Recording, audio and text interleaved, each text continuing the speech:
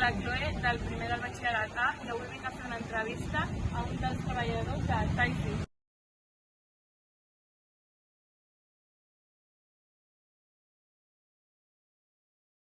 Bones, em dic Joan Marc. Fa 30 anys que treballo en una botiga d'eines de tall. La botiga es diu Tallfi i us puc presentar una miqueta les coses interessants que hi ha. Bones, doncs mira, fa 30 anys que sóc esmolador i treballo tot amb eines de tall. Com ha evolucionat la demanda dels teus serveis al llarg dels anys?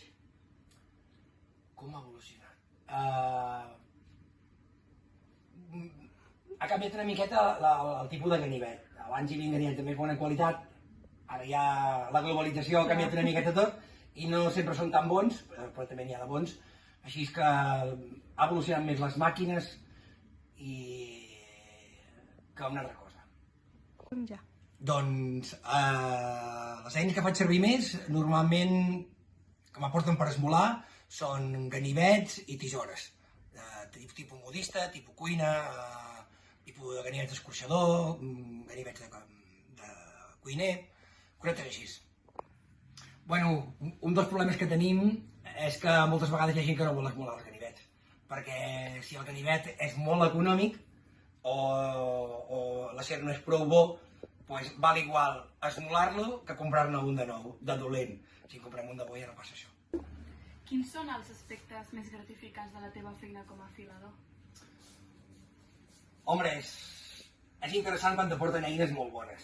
A vegades hi ha edicions limitades, ganivets de cuina molt professionals, i quan els dones aquest acabat i aquest treball tan maco, conservar-los és molt gratificant. Anècdotes? Home, a veure, és interessant quan veure que t'aporten eines d'algun cuiner reconegut i després veus que surt per la tele i aquesta eina l'has fet a tu i l'has mantingut tu, és interessant. Has notat canvis en la tecnologia o les preferències dels clients que han afectat la teva feina?